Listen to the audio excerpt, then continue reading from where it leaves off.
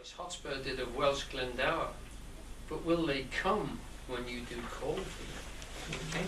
So he feels he has the authority of God behind him, all these angels all ready to minister and to help him. But as Hotspur said to Glendower, will they come when you ask them to? You know? It's all right saying that this is the nature and this is the array and the raiment of a king, but can you call it? Can you put it into practice? Can you walk the walk, as we say nowadays? Richard laid his glory down without unleashing heaven's array. Nor in the event, does he put up a strong resistance against his enforced abdication. Bolingbroke takes the throne and forces Richard to abdicate. Not just to abdicate, but it leads down to death, ultimately. And he seems to know this. He's a very pathetic character, but as David and Eugene say in this, he does capture our heart. We feel for his loss. We feel for his sadness in his lack of achievement. There is in the base court speech a kind of despair in him, which seems to indicate his awareness of the necessity of his uncrowning. Another sad Richard II? Pam, please. With mine own tears I wash away my balm. With mine own hands I give away my crown. With mine own tongue deny my sacred state. With mine own breath release all duty's rights. So he's recognizing his own lack as having created his situation. The king is dead who will not fulfill and embody his assumed role. Long live the king who will. Richard and the new Henry IV both know that kings exist by divine authority, but heaven has no favourites, it prefers the best. Henry works to substantialise his role, Richard does not. It is with confidence, therefore, that Bolingbroke crowns himself. In God's name I'll ascend the regal throne. Implicit in that speech is a statement that the kingly or governing man is a surrogate on earth for the Almighty. So he is.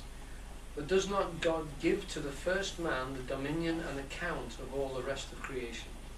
The doctrine of the divine right of kings we shall treat of in a separate chapter.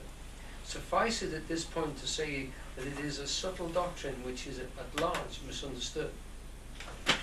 The individual man who fills the throne, and by tradition it is never vacant, is protected by the heavenly power as long as he labours to fulfil indeed his name of king. But if he fails in his continuous attempt to become a worthy servant of the crown he wears, the name of king will not secure him. It is the function of the crown which is divinely supported, not the wearer. Richard has the wit to acknowledge the existential fact of this when he says to his cousin, please? Well they well deserve to have, that know the strongest and surest way to get. Okay, now that sounds like a very pithy thing. What he's actually saying is that you deserve what you're going for. The populace deserve to have you. And to know the strongest and surest way to get it is the thing which has actually created this situation that we're in. Your taking of the throne means that you're ready for it, and they allowing you to take it means that they're ready for you. It's usually said with some rancour, as Eugene and David point out, because of course he's recognising that somebody has usurped it. But as he says, it is obviously true, and the actor who delivers it as a sober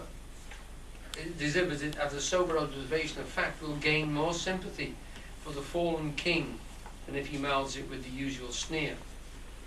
Richard is, in any case, never so attractive as in the aftermath of his abdication and the approach of death. Die he must, for his disposed person is the focus for political unrest. Even the play itself may become such, as when the adherents of the rebellious Essex paid for its performance in the Shakespeare's own day. What this refers to is that when this play was performed, it was paid for by Essex. It was taken as a plot to usurp Queen Elizabeth, and Essex and his group were paid a lot of penalties for the fact that they'd actually put this play on a couple of nights before they actually made a move on Elizabeth's throne. Know you not, I am Richard, and there is another reason for Richard to die. He has come to the end of a cycle of experience. Where can he go that will console him for what he had and lost? In other words, he is so broken up by the fact of the loss of his throne and so despondent inside himself. There's no fight back, there's no bounce back from him. He doesn't take on a smaller position or a smaller situation and inhabit it and say, well, this is mine, I will make this work for me. He doesn't do that. He just releases, lets go, and falls into despondency. I am sworn, brothers, sweet, to grim necessity, and he and I will keep a league till death. He'll walk alongside death for a league until death. So he knows he's allowing and letting himself go into that death, that situation. It is the metanoia, change of direction, that means, indicated in that speech, which enables Richard the poignant soliloquy in his prison cell, the recognition of the true hierarchy of brain and soul, and the place of harmony in the measured universe. Nor I, nor any man, that but man is with nothing, shall be pleased, till he be eased with being nothing. Music do I hear? Aha, keep time. How sour sweet music is when time is broke and no proportion kept. So is it in music of men's lives, and here have I the daintiness of ear to check time, broken a disordered string. But for the concord of my state in time, had not an ear to hear my true time broke, I wasted time, and now doth time waste me. Right.